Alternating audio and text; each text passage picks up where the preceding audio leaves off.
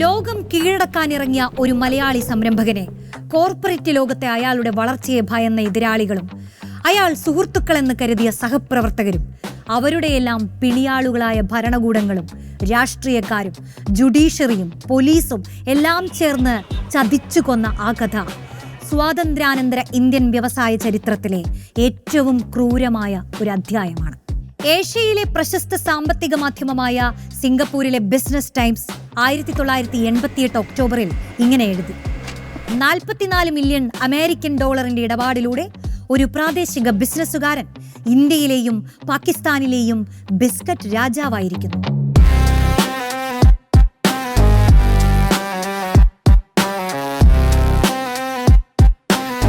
ഒരു കാലത്ത് ലോകം തന്നെ ഉറ്റുനോക്കിയ മലയാളി 42-ാം വയസ്സിൽ ബ്രിട്ടാനിയ എന്ന ആഗോള ബിസ്ക്കറ്റ് ബ്രാൻഡിന്റെ ചെയർമാൻ സ്ഥാനത്തെത്തിയ കോർപ്പറേറ്റ് ഭീമൻ. പ്രൈവറ്റ് ജെറ്റുകളിൽ രാജ്യങ്ങളിൽ നിന്ന് രാജ്യങ്ങളിലേക്ക് കറങ്ങുകയും ഇംഗ്ലണ്ടിലെ തെരുവുകളിലൂടെ അത്യാഡംബര ബെന്റ്ലി കാറുകളിൽ മാത്രം സഞ്ചരിക്കുകയും ചെയ്തിരുന്ന ബിസിനസ് ടൈക്കോൺ. പ്രധാനമന്ത്രി രാജീവ് ഗാന്ധിയുടെ അഭ്യർത്ഥന പ്രകാരം 80കളിൽ കോൺഗ്രസ് പാർട്ടിക്ക് സംഭാവനയായി 10 കോടിയുടെ ചെക്ക് എഴുതി കൊടുത്തയാൾ. മാധ്യമങ്ങൾ ബിസ്ക്കറ്റ് കിങ് എന്ന ഓമന പേരിട്ട് വിളിച്ച ഇന്ത്യൻ ശതകോടീശ്വരൻ. അതെ, അത് അയാളായിരുന്നു, രാജൻ പിള്ള. ഒരു ശരാശരി മലയാളിക്ക് സ്വപ്നം കാണാവുന്നതിലും എത്രയോ ഉയരത്തിൽ ജീവിച്ച വ്യവസായ ഭീമനായിരുന്നു രാജൻ പിള്ള. ചുരുങ്ങിയ വർഷത്തിനുള്ളിൽ ആഗോള ഭക്ഷ്യ വ്യവസായ രംഗത്ത് ഏറ്റവും മുൻപന്തിയിലെത്തുമെന്ന് അന്താരാഷ്ട്ര ബിസിനസ് മാഗസിനുകൾ വിശേഷിപ്പിച്ചയാൾ. അയാൾക്ക് എങ്ങനെയാണ് ഈ ഗതി വന്നത്? തിഹാറിലെ ചുട്ടുപൊള്ളുന്ന ജയിൽ മുറിയിൽ ചോര പൊടിയുന്ന കരളുമായി ഇഞ്ചിഞ്ചായി മരിച്ച് സർക്കാർ ആശുപത്രിയിലെ കാഷ്വാലിറ്റിയിൽ അനാഥ പ്രേതമായി കിടക്കാൻ മാത്രം എന്ത് തെറ്റാണ് അയാൾ ചെയ്തത്? ആ ചോദ്യങ്ങൾക്കുള്ള ഉത്തരം അന്വേഷിച്ചാൽ അത് നമ്മെ കൊണ്ടെത്തിക്കുക ഇന്ത്യൻ വ്യവസായ ലോകത്ത് നടന്ന ഒരു കൊടും ചതിയുടെ കഥയിലേക്കാണ്.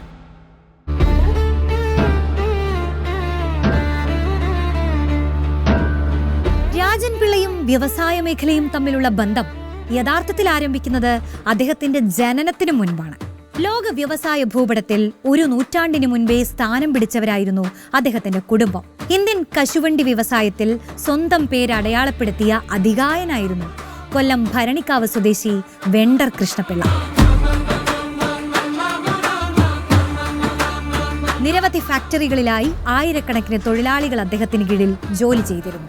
കൃഷ്ണപിള്ളയ്ക്ക് പ്രായമായപ്പോൾ അദ്ദേഹത്തിന്റെ അനന്തരവനായിരുന്ന ജനാർദ്ദനൻ പിള്ള കശുവണ്ടി വ്യവസായം ഏറ്റെടുത്തു.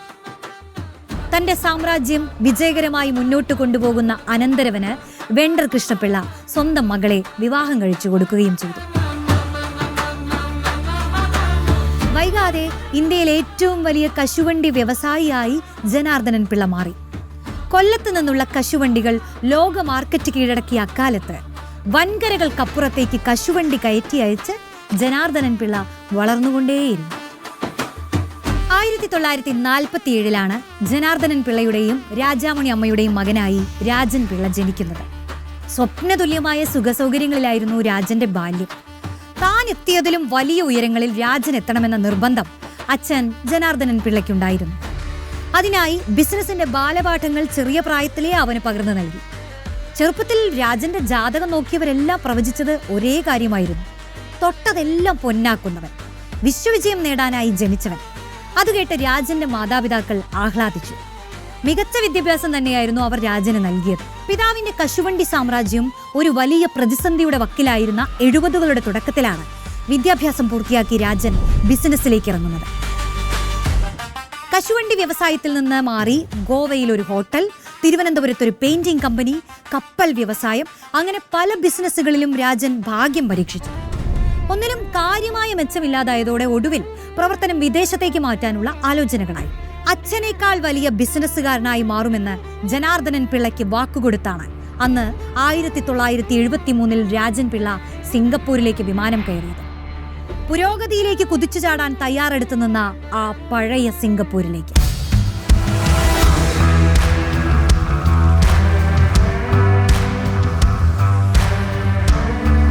നിയമങ്ങൾ കർശനമായിരുന്നുവെങ്കിലും വ്യവസായ സൗഹൃദമായിരുന്ന ആ നാട് കഠിനാധ്വാനിയും ബുദ്ധിശാലിയുമായ യുവ സംരംഭകനെ നെഞ്ചോട് ചേർത്ത് സ്വീകരിച്ചു. സിംഗപ്പൂരിലെ ജിറോങ് ബിസിനസ് ഇൻഡസ്ട്രിയൽ എസ്റ്റേറ്റിലാണ് രാജൻ ആദ്യത്തെ ബിസിനസ് സംരംഭത്തിന് തുടക്കമിട്ടത്. സായിപ്പന്മാർക്ക് റോസ്റ്റഡ് കശുവണ്ടിയുടെ സ്വാദറിയിച്ചു കൊടുത്ത വെണ്ടർ കൃഷ്ണപിള്ളയുടെ കൊച്ചുമകന് ആദ്യ ബിസിനസ് സംരംഭം ഏതാവണമെന്ന കാര്യത്തിൽ വലിയ സംശയങ്ങളൊന്നും ഉണ്ടായിരുന്നില്ല. 20th സെഞ്ച്വറി ഫുഡ്സ് എന്ന കമ്പനിക്ക് കീഴിൽ ഒലെ എന്ന ബ്രാൻഡ് നെയിമിൽ പുറത്തിറക്കിയ ഈ സ്നാക്ക് പാക്കറ്റുകൾ സിംഗപ്പൂരിലും പരിസര പ്രദേശങ്ങളിലുമെല്ലാം പെട്ടെന്ന് തന്നെ ഹിറ്റായി. അതോടെ രാജൻ പിള്ള എന്ന യുവ ബിസിനസ്സുകാരൻ സിംഗപ്പൂരിൽ ശ്രദ്ധിക്കപ്പെട്ടു തുടങ്ങി. 10 വർഷങ്ങൾ സിംഗപ്പൂരിലെ ഏറ്റവും പ്രധാനപ്പെട്ട ബിസിനസ്സുകാരനായി രാജൻ പിള്ള മാറി. പല മേഖലയിലുമുള്ള ഉന്നതരുമായി രാജൻ പിള്ള അടുത്ത സൗഹൃദം സ്ഥാപിച്ചു. സുഹൃത്തുക്കളെ സന്തോഷിപ്പിക്കാനായി എത്ര പണം ചിലവിടാനും മടിയില്ലാതിരുന്ന രാജൻ പിള്ളയെ അധികാരത്തിന്റെ ഉന്നത ശ്രേണിയിലുള്ളവർക്കും വലിയ ബിസിനസ് രാജാക്കന്മാർക്കുമെല്ലാം ഏറെ ഇഷ്ടമായിരുന്നു. ഇത്തരം ബന്ധങ്ങൾ ബിസിനസ് നേട്ടങ്ങൾക്കായി ഉപയോഗപ്പെടുത്തുന്നതിൽ രാജൻ പിള്ളയും മിടുക്കനായിരുന്നു.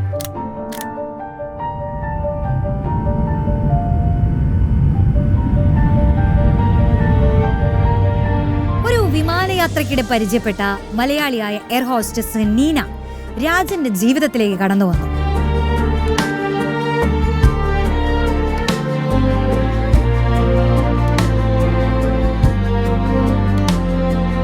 ബിസിനസ്സിലും അവർ താല്പര്യം കാണിച്ചതോടെ രാജൻ പിള്ളയുടെ ജീവിതത്തിന്റെ നിർണായക സ്വാധീനമായി നീന പിള്ള മാറി. വിദേശ രാജ്യങ്ങളിൽ സ്വപ്നതുല്യമായ ജീവിതമായിരുന്നു ഇരുവരും നയിച്ചിരുന്നത്. ചാർട്ടേഡ് വിമാനങ്ങളിൽ സുഖവാസ കേന്ദ്രങ്ങളിൽ കറങ്ങി. സുനിൽ ഗവാസ്കറും വിജയ് അമൃതരാജും പോലുള്ളവർ അവരുടെ വീട്ടിൽ വിരുന്നുകാരായി എത്തി. അതിഥികളുമായി വിംബിൾട്ടൺ മത്സരങ്ങൾ കാണാൻ പോയി. വളർച്ചയുടെ ചവിട്ടുപടികൾ, സന്തോഷത്തിന്റെയും ഉന്മാദത്തിന്റെയും നാളുകൾ.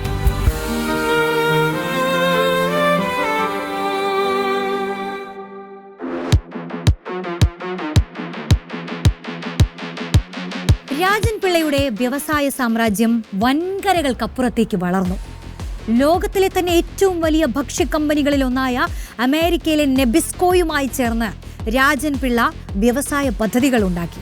നെബിസ്കോയുടെ CEO ആയ കാനഡക്കാരൻ റോസ് ജോൺസൺ രാജൻ പിള്ളയുടെ ഉറ്റ സുഹൃത്തായി. തന്നെപ്പോലെ തന്നെ വലിയ സ്വപ്നങ്ങളുമായി നടന്നിരുന്ന റോസ് ജോൺസണെ രാജൻ പിള്ള തന്റെ മെന്ററായി കണ്ടു. നെബിസ്കോയുടെ സംയുക്ത സംരംഭമായ സ്റ്റാൻഡേർഡ്സ് ബ്രാൻഡുമായി രാജൻ പിള്ളയുടെ കമ്പനി ലയിച്ചു. രാജൻ പിള്ളയായിരുന്നു കമ്പനിയുടെ ചെയർമാൻ. കൽക്കട്ടയിൽ നിന്നുള്ള ബ്രിട്ടാനിയ ബിസ്ക്കറ്റ് രാജ്യമാസകലം ശ്രദ്ധയാകർഷിച്ചിരുന്ന കാലമായിരുന്നു അത്. ബ്രിട്ടാനിയയുടെ 30ഓളം ഉൽപ്പന്നങ്ങൾ ഇന്ത്യയിലുടനീളം പ്രശസ്തവും ജനപ്രിയവുമായിരുന്നു. മാർക്കറ്റിലെ കിടമത്സരം ഒഴിവാക്കാനുള്ള ബിസിനസ് തന്ത്രങ്ങളുടെ ഭാഗമായി ബ്രിട്ടാനിയ എന്ന ബ്രാൻഡ് തന്നെ വിലയ്ക്ക് വാങ്ങാൻ റോസ് ജോൺസണും രാജൻ പിള്ളയും തീരുമാനിച്ചു. അവർ ബ്രിട്ടാനിയയ്ക്ക് വില പറഞ്ഞു. അങ്ങനെ ഇന്ത്യയിലെ ഏറ്റവും വലിയ ബിസിനസ് കമ്പനി രാജൻ പിള്ളയും റോസ് ജോൺസണും ചേർന്ന് സ്വന്തമാക്കി. 1985 രാജൻ പിള്ള ബ്രിട്ടാനിയ ഇൻഡസ്ട്രി ലിമിറ്റഡിന്റെ ചെയർമാനായി. ബിസ്ക്കറ്റ് രാജാവിന്റെ പട്ടാഭിഷേകം. ബിസിനസ് ലോകം മുഴുവൻ രാജൻ പിള്ളയെ വാഴ്ത്തിപ്പാടി. തുടർന്നുള്ള ഘട്ടത്തിൽ റോസ് ജോൺസണെയും മറികടന്ന് കൂടുതൽ ഓഹരികൾ സ്വന്തമാക്കി രാജൻ പിള്ള ബ്രിട്ടാനിയയെ തന്റെ കൈപ്പിടിയിലാക്കി. അദ്ദേഹത്തിന്റെ നേതൃത്വത്തിൽ ബ്രിട്ടാനിയ കൂടുതൽ വലിയ വിജയങ്ങൾ നേടി. ഇന്ത്യൻ മാർക്കറ്റിൽ ബ്രിട്ടാനിയയ്ക്ക് പകരമായി മറ്റൊരു പേരുമില്ലാതിരുന്ന ആ കാലത്ത് തന്നെ പാകിസ്ഥാനിലെയും മലേഷ്യയിലെയുമെല്ലാം വൻകിട ബിസ്ക്കറ്റ് കമ്പനികളും രാജൻ പിള്ള സ്വന്തമാക്കി. ഏഷ്യ പസഫിക് മേഖലയിൽ മാത്രം 640 കോടി രൂപയുടെ വ്യവസായമാണ് രാജൻ പിള്ള നിയന്ത്രിച്ചിരുന്നത്. ലോക വ്യവസായ ഭൂപടത്തിൽ സ്വന്തമായി ഒരു ഇടം വെട്ടിപ്പിടിച്ച ആ മലയാളി യുവാവിനെ നോക്കി ഇന്ത്യൻ ജനത അഭിമാനം കൊണ്ടു. വളർച്ചയുടെ അത്യുന്നതയിലേക്കുള്ള ഈ യാത്രകൾക്കിടയിൽ ചില ആഘാതങ്ങൾ അദ്ദേഹത്തെ കാത്തിരുന്നു. രാജൻ പിള്ളയുടെ സ്വപ്നതുല്യമായ നേട്ടങ്ങളിൽ അസ്വസ്ഥത പൂണ്ടവരുടെ കൂട്ടത്തിൽ അദ്ദേഹത്തിന്റെ പഴയൊരു ആത്മസുഹൃത്തുണ്ടായിരുന്നു. സാക്ഷാൽ മുഹമ്മദ് അലി ജിന്നയുടെ കൊച്ചുമകനും ഇന്ത്യയിലെ ബിസിനസ് പ്രമുഖനുമായ നെസ്ലെ വാഡിയ.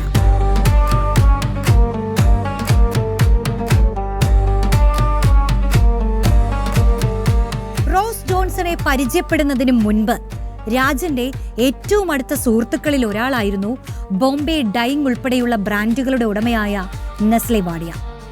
ബ്രിട്ടാനിയയിൽ അദ്ദേഹത്തിനും ഒരു കണ്ണുണ്ടായിരുന്നു. രാജനോട് അദ്ദേഹം അത് വ്യക്തമാക്കിയിട്ടുള്ളതുമാണ്. എന്നാൽ റോസ് ജോൺസണോടൊപ്പം ചേർന്നുള്ള രാജന്റെ ഓപ്പറേഷൻ നെസ്ലെ വാഡിയയുടെ കണക്കുകൂട്ടലുകളെല്ലാം തെറ്റിച്ചു. ഈ ഡീലിൽ രാജൻ പിള്ള തന്നെ വഞ്ചിച്ചതായി അദ്ദേഹത്തിന് തോന്നി. അതോടെ നെസ്ലെ വാഡിയയുടെ ഏറ്റവും വലിയ ശത്രുക്കളിൽ ഒരാളായി രാജൻ പിള്ള മാറി.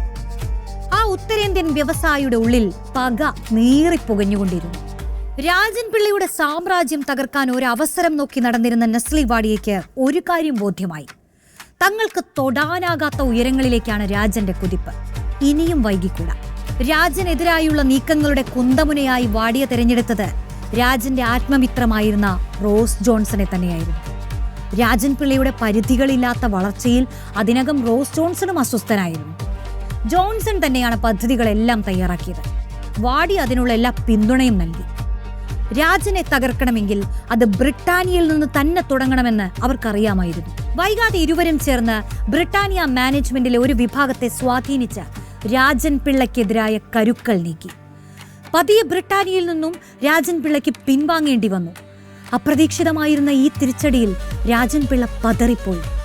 എന്നാൽ അതൊരു തുടക്കം മാത്രമായിരുന്നു.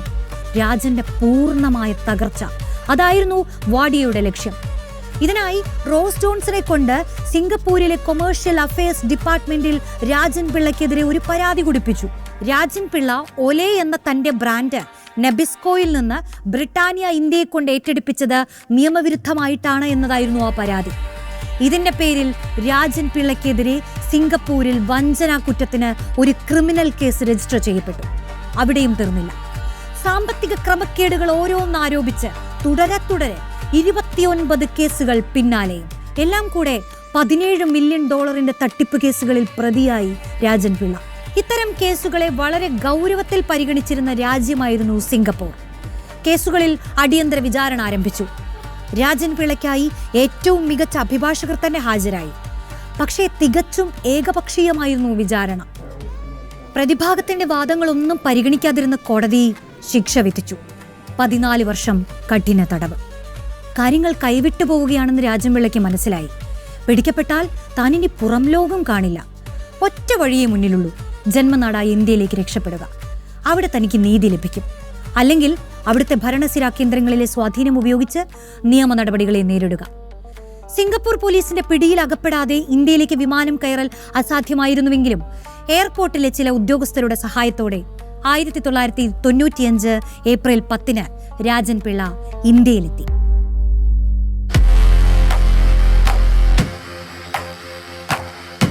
ജന്മനാട്ടിലെങ്കിലും രക്ഷയുണ്ടാകുമെന്ന് കരുതിയ രാജൻ പിള്ളയെ ഇവിടെയും തിരിച്ചടികളായിരുന്നു കാത്തിരുന്നത്. തിരുവനന്തപുരത്തെ സെഷൻസ് കോടതിയിൽ നിന്ന് മുൻകൂർ ജാമ്യം ലഭിച്ചെങ്കിലും ബോംബെ ഹൈക്കോടതിയും കേരള ഹൈക്കോടതിയും ജാമ്യം നിരസിച്ചു. സിംഗപ്പൂർ പോലീസിന് കേസിലുള്ള താല്പര്യം നഷ്ടപ്പെട്ടെങ്കിലും ഇവിടുത്തെ കോടതികൾ കേസ് അടിയന്തര സ്വഭാവത്തോടെ പരിഗണനയ്ക്കെടുക്കുകയായിരുന്നു. ഇതിനു പിന്നിൽ ഇന്ത്യയിൽ വലിയ രാഷ്ട്രീയ ബന്ധങ്ങളുള്ള നെസ്ലെ വാഡിയ ഉൾപ്പെടെയുള്ളവരുടെ ഇടപെടലാണെന്നാണ് രാജൻ പിള്ളയുടെ കുടുംബം പിന്നീട് ആരോപിച്ചത്. പോലീസിന് പിടികൊടുക്കാതിരുന്ന രാജൻ പിള്ള ഡൽഹിയിലും കേരളത്തിലുമുള്ള തന്റെ അടുപ്പക്കാരായ രാഷ്ട്രീയക്കാരെ മുഴുവൻ കാണുകയും സഹായിക്കണമെന്ന് അഭ്യർത്ഥിക്കുകയും ചെയ്തു. എന്നാൽ ഇവരെല്ലാം നിഷ്കരുണം രാജനെ കൈയൊഴിഞ്ഞു. ഉത്തരേന്ത്യൻ ലോബികൾ ആധിപത്യം കൈക്കൊണ്ടിരുന്ന ഇന്ത്യയുടെ അധികാര രാഷ്ട്രീയത്തിന്റെ ഇടനാഴികളിൽ മലയാളി എന്ന സ്വത്വം രാജൻ പിള്ളയുടെ വിലപേശൽ ശേഷിക്ക് കനത്ത തിരിച്ചടിയായിരുന്നു. ഉത്തരേന്ത്യൻ മാധ്യമങ്ങളും രാജൻ പിള്ളയ്ക്കെതിരെ വലിയ ആരോപണങ്ങൾ ഉന്നയിച്ച് മസാലക്കഥകൾ ചേർത്ത് ലേഖനങ്ങൾ എഴുതിക്കൊണ്ടിരുന്നു. ഒടുവിൽ 1995 ജൂലൈ 3 രാജൻ പിള്ളയെ CBI അറസ്റ്റ് ചെയ്തു. അപ്പോഴേക്കും നേരത്തെ തന്നെ കൂടെയുണ്ടായിരുന്ന കരൾ രോഗം രാജൻ പിള്ളയെ പൂർണ്ണമായി കീഴടക്കി തുടങ്ങിയിരുന്നു. അഭിഭാഷകർ അദ്ദേഹത്തിന്റെ മോശം ആരോഗ്യസ്ഥിതി ചൂണ്ടിക്കാണിച്ച് ജാമ്യം അനുവദിക്കണമെന്ന് അഭ്യർത്ഥിച്ചിരുന്നുവെങ്കിലും കോടതി റിമാൻഡ് ചെയ്തു. കേസ് നടക്കുന്നത് ഡൽഹിയിലായതിനാൽ തീഹാറിലെ 4-ാം നമ്പർ ജയിലിലായിരുന്നു രാജൻ പിള്ള അടയ്ക്കപ്പെട്ടത്. ഈ ജീവിതകാലത്തിനിടയിൽ പഞ്ചനക്ഷത്ര സൗകര്യങ്ങളിൽ കുറഞ്ഞതൊന്നും ഉപയോഗിച്ച് ശീലമില്ലാത്ത രാജൻ പിള്ള കരൾ രോഗം മൂർച്ഛിച്ച് രോഗിയായി ഡൽഹിയിലെ ചുട്ടുപൊള്ളുന്ന ചൂടിൽ തിഹാറിലെ സെല്ലിലെ തിണ്ണയിൽ അവശനായി കിടന്നു. ഒരു സാധാരണ തടവുകാരന് കിട്ടേണ്ട മിനിമം വൈദ്യസഹായം പോലും ലഭിക്കാതെ. കോടതി ഉത്തരവുണ്ടായിരുന്നിട്ടും ജയിലിലെ ഡോക്ടറും അധികാരികളും അദ്ദേഹത്തിന്റെ അപകടകരമായ നിലയെ പൂർണ്ണമായി അവഗണിച്ചു. രാജൻ പിള്ളയ്ക്ക് മാരകമായ രോഗമില്ലെന്നായിരുന്നു ജയിലിനകത്തെ ഡോക്ടർമാരുടെ കണ്ടുപിടുത്തം. രാജൻ പിള്ളയെ ഏതെങ്കിലും തരത്തിൽ ഒന്ന് പുറത്തെത്തിച്ച് മെച്ചപ്പെട്ട ചികിത്സ നൽകാനുള്ള നീന പിള്ളയുടെയും മറ്റു കുടുംബാംഗങ്ങളുടെയും ശ്രമങ്ങളും ഏതോ അദൃശ്യകരങ്ങളുടെ ഇടപെടലിൽ മുടങ്ങിക്കൊണ്ടേയിരുന്നു.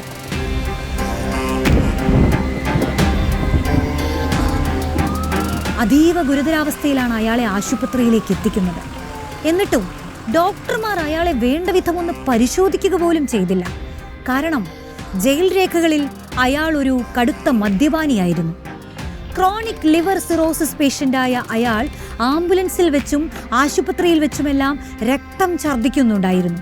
തിഹാറിൽ നിന്നുള്ള തടവുപുള്ളിയായതിനാൽ അയാൾക്ക് പക്ഷേ ആശുപത്രിയിൽ നിന്നും ഒരു പരിഗണനയും ലഭിച്ചതേയില്ല.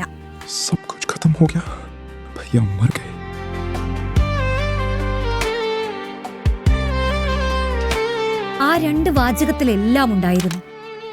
ലോക ബിസിനസ് സാമ്രാജ്യം കീഴടക്കാനിറങ്ങിയ ആ മലയാളിയുടെ അവിസ്മരണീയ ജീവിതം അതിദാരുണമായി അവിടെ അവസാനിച്ചു. ശത്രുക്കളും സർക്കാരും രാഷ്ട്രീയക്കാരും കോടതിയും മാധ്യമങ്ങളും എല്ലാം ചേർന്ന് ആ വ്യവസായിയെ ഇഞ്ചിഞ്ചായി കൊന്നു. 50 വയസ്സുപോലും പൂർത്തിയാകുന്നതിന് മുൻപാണ് $400 മില്യൺ ആസ്തിയുള്ള ഒരു വ്യവസായ സാമ്രാജ്യത്തിന്റെ അധിപനായിരുന്ന രാജൻ പിള്ളയുടെ ജീവിതം അവസാനിച്ചത്. പിന്നീട് മൃതശരീരം ഡൽഹിയിൽ നിന്ന് വിമാനത്തിൽ കൊല്ലത്തെത്തിച്ചു. കൊല്ലം പള്ളിമുക്കിലെ ജനാർദ്ദനൻ പിള്ളയുടെ NNC എസ്റ്റേറ്റിൽ കണ്ണീരണിഞ്ഞ വൻ ജനാവലിയുടെ സാന്നിധ്യത്തിൽ രാജൻ പിള്ളയ്ക്ക് ചിതയൊരുങ്ങി.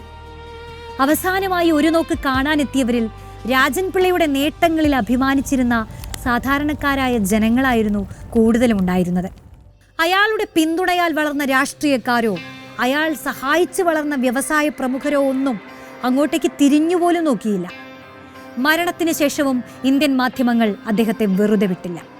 നുണയും അർദ്ധസത്യങ്ങളും ചേർത്ത് രാജൻ പിള്ളയെക്കുറിച്ചുള്ള കഥകൾ ഉത്തരേന്ത്യൻ മാധ്യമങ്ങളിൽ നിരന്തരം പ്രസിദ്ധീകരിക്കപ്പെട്ടു. അപ്പോഴും ചില മനുഷ്യർക്ക്, രാജനെ അറിയാവുന്ന അപൂർവം ചിലർക്ക്, നടന്നത് കടുത്ത അനീതിയാണെന്ന തിരിച്ചറിവുണ്ടായിരുന്നു. കേരള നിയമസഭയുടെ മുൻ സ്പീക്കറായിരുന്ന വർക്കല രാധാകൃഷ്ണൻ നിയമസഭയിൽ ഉൾപ്പെടെ രാജൻ പിള്ളയുടെ ദാരുണാന്ത്യത്തെക്കുറിച്ച് സംസാരിച്ചു. ആ മരണത്തെ അദ്ദേഹം വിശേഷിപ്പിച്ചത് ജുഡീഷ്യൽ മർഡർ എന്നാണ്. ഒടുവിൽ കേരള നിയമസഭ അതിന്റെ ചരിത്രത്തിലാദ്യമായി ഒരു വ്യവസായ പ്രമുഖന്റെ മരണത്തിൽ ഖേദം രേഖപ്പെടുത്തി.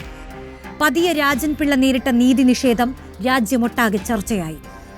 മരണവും അതിലേക്ക് വഴിവെച്ച സംഭവങ്ങളും അന്വേഷിക്കാൻ ഹൈക്കോടതി ജഡ്ജിയായിരുന്ന ജസ്റ്റിസ് ലീല സേഠ് അധ്യക്ഷയായുള്ള ജുഡീഷ്യൽ അന്വേഷണ കമ്മീഷനെ നിയോഗിച്ചു. തിഹാറിൽ നിന്നും മതിയായ വൈദ്യസഹായം ലഭിക്കാതെയാണ് രാജൻ പിള്ളയുടെ മരണം സംഭവിച്ചതെന്ന് കമ്മീഷൻ കണ്ടെത്തി. കേരള സർക്കാരുകൾക്കും അറസ്റ്റ് ചെയ്ത CBIക്കും തെറ്റ് സംഭവിച്ചുവെന്നും കണ്ടെത്തി. തുടർ നടപടികളുടെ ഭാഗമായി Tihar jail medical officer suspend ചെയ്യപ്പെട്ടു. നീന പിള്ള തിഹാർ ജയിലിനെതിരെ നഷ്ടപരിഹാരത്തിന് കേസ് കൊടുക്കുകയും ചെയ്തു. രാജൻ പിള്ള കൊല്ലപ്പെടുമ്പോൾ കൊല്ലം MP ആയിരുന്നത് S. കൃഷ്ണകുമാർ ആയിരുന്നു. പരമ്പരാഗത കോൺഗ്രസ് അനുഭാവികളായിരുന്ന പിള്ള കുടുംബത്തിന്റെ അടുത്ത സുഹൃത്തായിരുന്നു കൃഷ്ണകുമാർ. രാജൻ പിള്ളയുടെയും അച്ഛന്റെയുമെല്ലാം അളവില്ലാത്ത പിന്തുണയും സഹായവും കൃഷ്ണകുമാറിന്റെ രാഷ്ട്രീയ ജീവിതത്തിലുടനീളമുണ്ടായിരുന്നു. കൃഷ്ണകുമാർ MP എന്ന നിലയിൽ ഡൽഹിയിൽ ഇടപെട്ട് തന്നെ രക്ഷപ്പെടുത്തുമെന്ന് രാജൻ പിള്ള അവസാന കാലം വരെ വിശ്വസിച്ചിരുന്നു. മുഖ്യമന്ത്രിയായിരുന്ന K. കരുണാകരനും തനിക്കായി ഇടപെടുമെന്ന് അദ്ദേഹം കരുതി. എന്നാൽ സഹായം ആവശ്യപ്പെട്ട് വിളിച്ചപ്പോൾ ഇവരാരും പ്രതികരിക്കാൻ പോലും തയ്യാറായില്ല എന്നാണ് നീന പിള്ള വെളിപ്പെടുത്തിയത്. രാജൻ പിള്ള മരിച്ച് വർഷങ്ങൾ കഴിഞ്ഞും ആ നീറ്റൽ നീന പിള്ളയുടെ മനസ്സിലുണ്ടായിരുന്നു.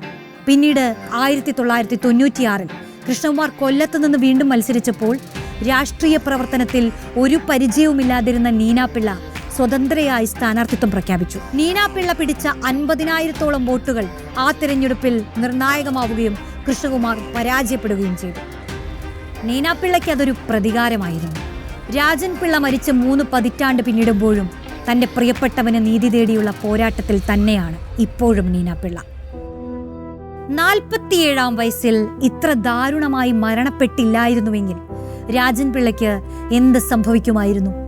ഒരുപക്ഷെ ലോകത്തിലെ തന്നെ ഏറ്റവും പ്രധാനപ്പെട്ട വ്യവസായിമാരിൽ ഒരാളാകും. ഇന്ത്യക്കാരനായ ഏറ്റവും വലിയ ധനികൻ. ആ സാധ്യതകൾ അനന്തമാണ്. കാരണം രാജൻ പിള്ളയുടെ അഭിലാഷങ്ങൾക്ക് അതിരുകളില്ലായിരുന്നു.